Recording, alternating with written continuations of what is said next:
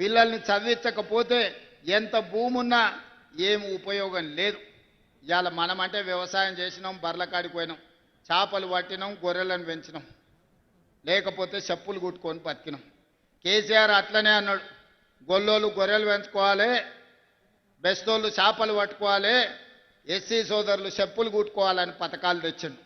ఎందుకంటే ఆయన పిల్లలు రాజ్యం మేలుకోవాలంటే మీరందరూ చేపలు పెంచాలి, గొర్రెలను పెంచుకోవాలి. నేను అట్లా చెప్తలేను. మన తాతలు ముత్తాతలు 10 తరాల నుంచి ఆ వృత్తి చేసారు. మన బతుకులలో మార్పు రాలే, మన జీవితంలో వెలుగు నింపలే.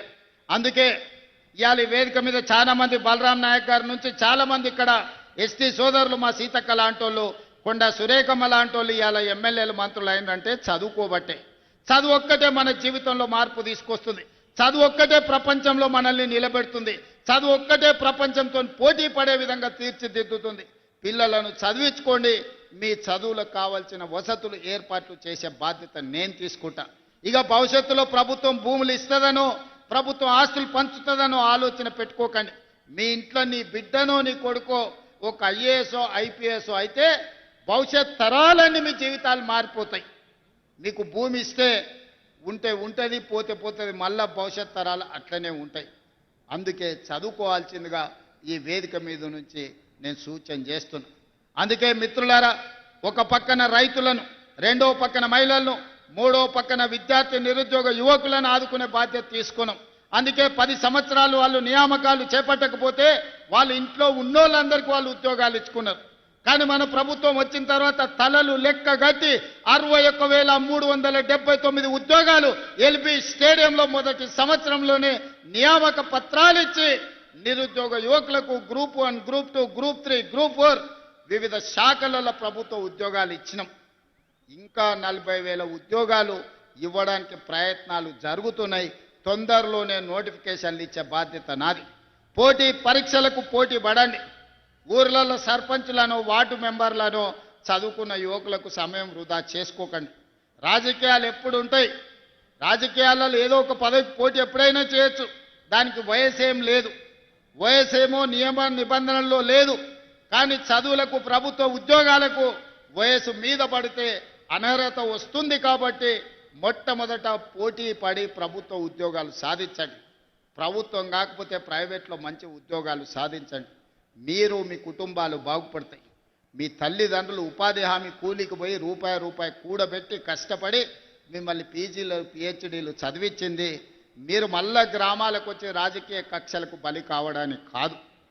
బాగా చదువుకోండి, ప్రభుత్వ ఉద్యోగాలు సాధించండి. గ్రామాలలో ఉండే యువకులు గ్రామాలను అభివృద్ధి చేయడానికి ఎన్నికల్లో పోటీ చేయండి. ఎన్నికల్లో గెలవండి, ప్రజలను గెలవండి. ప్రజల మనసు గెలిస్తే ఆటోమేటిక్గా పదవి వస్తుంది. నేనే ఉదాహరణ, 2006లో నేను జడ్పీటీసీ ఇండిపెండెంట్గా గెలిచిన, 2007లో ఎమ్మెల్సీ ఇండిపెండెంట్గా గెలిచిన, 2009లో ఎమ్మెల్యేగా గెలిచిన, 2014లో ఎమ్మెల్యేగా గెలిచిన, 2019లో ఎంపీగా గెలిచిన, 2021లో కాంగ్రెస్ పార్టీ ప్రెసిడెంట్నైనా, 2023లో తెలంగాణ రాష్ట్రానికి ముఖ్యమంత్రి అయ్యి 2025లో మాధవన్న పక్కన నిలబడి ఈ రాష్ట్రాన్ని అభివృద్ధి పదం వైపు నడిపించాలనుకుంటున్నా. ఇవన్నీ ఎలా సాధ్యమైనాయంటే ప్రజలు ఆశీర్వదించితే సాధ్యమైనవి. దళితులు, గిరిజనులు, ఆదివాసీలు, పేదవాళ్ళు, మైనారిటీలు అండగా నిలబడితేనే ఇవన్నీ కూడా ప్రజల ఆశీర్వాదంతో వస్తాయి, కొనుక్కుంటే రావు. అందుకే ఎన్నికల్లో పైసలు ఖర్చు పెట్టకండి. ప్రజల మనసు గెలవండి, గ్రామంలో ఉండే సమస్యల్ని పరిష్కరించండి, గ్రామ సమస్యల మీద అవగాహన పెంచుకోండి. అందుకే ఈనాడు ప్రభుత్వం R&B పంచాయతీరాజ్ శాఖలో దాదాపుగా 20,000 కోట్లతోని 10 సంవత్సరాలు వాళ్ళు వేయకుండా వదిలేసిన రోడ్లను ఇవాళ వేస్తున్నాం. ప్రతి తండా నుంచి, ప్రతి గూడెం నుంచి మండల కేంద్రానికి ఒక బీటీ రోడ్డు, అదేవిధంగా మండల కేంద్రాన్ని నుంచి జిల్లా కేంద్రానికి డబుల్ రోడ్డు, అదేవిధంగా జిల్లా కేంద్రం నుంచి రాష్ట్ర రాజధానికి 4 లేన్ రోడ్డు. ఈరోజు ప్రణాళికబద్ధంగా ప్రతి ఊరికి రోడ్డు ఇవ్వాలి అనే ప్రణాళిక తీసుకొని 20,000 కోట్ల రూపాయలతోని R&B అండ్ పంచాయతీరాజ్ శాఖల ప్రతి తండకు, గూడెకు, అడవులలో ఉండే మారుమూల గూడానికి కూడా ఇవాళ రోడ్లు ఇవ్వదలుచుకున్నాం. ఏ గ్రామానికి కూడా రోడ్డు లేదని వినదలుచుకోలేదు. రోడ్డు, తాగునీరు, బడి ఈరోజు మన ప్రాధాన్యత. ఇవన్నీ పనులు మేము చేస్తాం. ఇవన్నీ అమలు జరగాలంటే గ్రామాలలో సర్పంచులు మంచోళ్ళు ఉండాలి. నోరు మంచిదైతే ఊరు మంచిది అన్నారు. తీట నోరు పెట్టుకొని మాట్లాడిర్రు అనుకో ఏ పని జరగదు. నిన్న మొన్న ఒకటి జూబ్లీహిల్స్లో రిజిండు తీట నోరు వేసుకొని జూబ్లీహిల్స్ ఉప ఎన్నికల రెఫరెండం రేవంత్ రెడ్డి సంగతి తేలుస్తామని. మొత్తం జూబ్లీహిల్స్లో అంతా చెత్తంతా రేవంత్ రెడ్డి తెచ్చిపోసిండని చెప్పిండు. ఇల్లు తిరిగిండు, అందరు కడుపులో తలకాయ పెట్టిండు, కాళ్ళకు దండం పెట్టారు.